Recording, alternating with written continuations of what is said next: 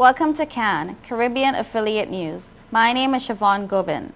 Here are the stories that we're following today, July 26, 2013.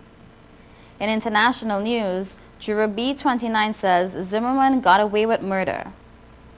7 days of mourning for 80 killed in Spain train accident. Syria death toll now above 100,000, says UN chief. In sports, Bolt expresses shock and sends message to Asafa. Windies named 13-man squad to play Pakistan in T20 series. In entertainment, Lady Saw goes gospel, dancehall queen to leave old life behind. International reggae star Tarrus Riley set for reggae in the park. Selena looks Buju's way. Details on these headlines and more when we return.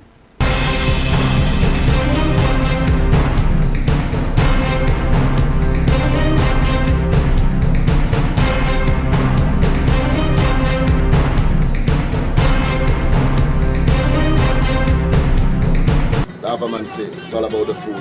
August the 10th. Foreigners welcome to the land of oil dung. Beers and strong rum, girls hot and can done. Tell them it's how we there. Tell them it's how we there. Tell them it's how we there. Master we all and there. Tell them it's how we there. Tell them it's how we there. Tell them it's how we there. They. When I'm drinking rum and I'm ringing iron, it's how we there. I'm beating bucket and It's all about the food. Oil dung fest, August 10th. Lava man, I'm in the place. it's not me. It's you give me wrong.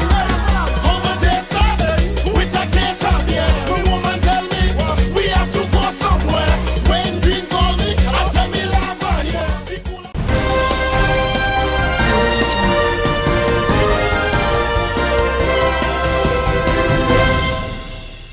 Welcome back to CAN, Caribbean Affiliate News. My name is Siobhan Gobin. This segment of the news is sponsored by Total Caribbean Network. In international news, Juror B29, the only non-white juror in the trial of George Zimmerman, said that the man once accused of second-degree murder in the death of Trayvon Martin got away with murder. The juror, one of 6 women who decided Zimmerman's fate, made her remarks in an interview with ABC News that was scheduled for Thursday evening. In that interview, she said that she believes she owes an apology to the parents of Trayvon Martin, the unarmed 17-year-old student killed by Zimmerman. And I quote, "George Zimmerman got away with murder, but you can't get away from God.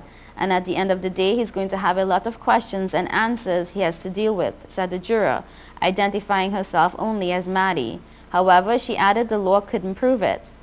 The Seminole County Court has kept the identities of the 6 jurors private. In the ABC interview, she did not allow her full name to be used. She was described as being Puerto Rican and 36 years old, as well as a mother of 8 children.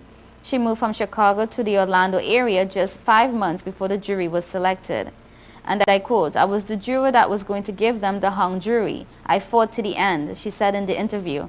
She added that she felt confused because if a person killed someone, then you get charged for it. Despite her feelings about the Zimmerman's guilt, the juror said that she was persuaded to vote to acquit the one-time Neighborhood Watch volunteer because of the instructions by the judge about the standard to find someone guilty of second-degree murder. As the law was read to me, if you have no proof that he killed him intentionally, you can't say he's guilty, she said. 7 days of mourning have been declared in the northern Spanish region of Galicia after at least 80 people died in a train crash on Wednesday. 4 people died in hospital, the rest at the site of the accident, a spokeswoman for Galicia's Supreme Court said on Thursday morning. She added the numbers were still provisional. Judges in Spain are responsible for recording deaths.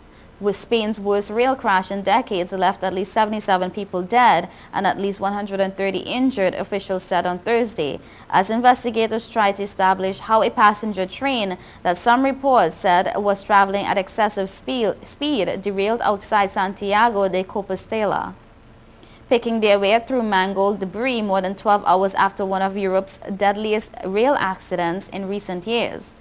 No official cause has been determined, although many Spanish media outlets blame the crash on the train taking a curve at about twice the maximum permitted speed. The train with 218 people on board derailed at Santiago de Compostela in northwest Spain, prepared for an annual festival that was cancelled as local people tried to absorb the scale of the disaster. Prime Minister Mariano Rajoy, who was born in the region, visited the scene of the accident and was to visit hospitals. In the face of such tragedy that just happened in Santiago on the eve of its big day, I can only express my deepest sympathy as a Spaniard and a Galician, he said in a written statement on Wednesday. On Thursday, Mr. Rajoy declared 3 days of official mourning. More than 100,000 people have been killed in the conflict in Syria, UN Secretary General Ban Ki-moon has said. The latest estimate of the number killed is 7,000, higher than that issued by the UN only last month. Mr. Ban was speaking at UN headquarters in New York alongside U.S. Secretary of State John Kerry. Both men stressed the urgency of finding a political solution to the conflict. Mr. Ban appealed for fresh efforts to convene a peace conference. In the past, the UN has said its statistics are an underestimate as it believes many deaths have not been reported. A further 1.7 million Syrians have been forced to seek shelter in neighboring countries. The UN announcement came as reports from the capital, Damascus, said that 7 people had been killed in a car bomb attack. Syrian state media said the attack took place in the suburb of Jaramana, home of many Christians and Druze, adherents of a heterodox offshoot of Shia Islam. There has tended to be more support for President Bashar al-Assad within those communities. Previous attempts at holding a peace conference have been delayed by differences between international powers, particularly Russia and the US, and doubts about whether all sides from Syria would attend. However, Mr. Kerry said that he had spoken to his Russian counterpart, Sergei Lavrov, on Wednesday and that both countries remain committed to holding a conference. In Egypt, the Muslim Brotherhood's leader made an unusually harsh attack on Egypt's military chief on Thursday, saying his oust of President Mohamed Morsi was worse than destroying the Kaaba, Islam's holiest shrine. The analogy appeared aimed at whipping up religious sentiments among Morsi's Islamist supporters on the eve of mass rallies called for by General Abdel Fattah el-Sisi as a show of support for planned action by the military and the police to stop violence and terrorism. In a new statement yesterday, the military sought to explain its intentions, suggesting that its aim was not a direct confrontation with Morsi's supporters, but an iron fist against any sign of violence that opponents have blamed on the pro-Morsi camp. Military spokesman Ahmed Mohamed Ali said el-Sisi's call was not a threat to any specific political group. He said the military respects peaceful protests, but that any sign of violence or terrorism will be dealt with decisively and with force. He said a national reconciliation conference and a system of transitional justice called for by interim military-backed President Adli Mansour are the only way out of Egypt's situation. You are watching Caribbean Affiliate News. We will be right back.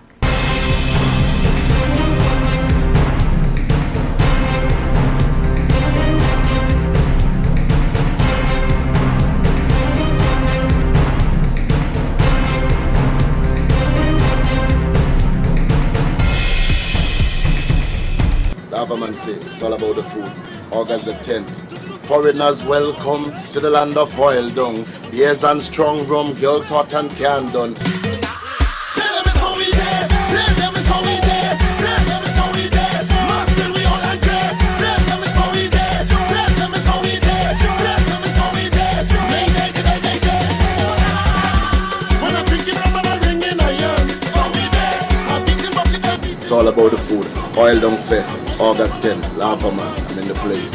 It's not me, it's you.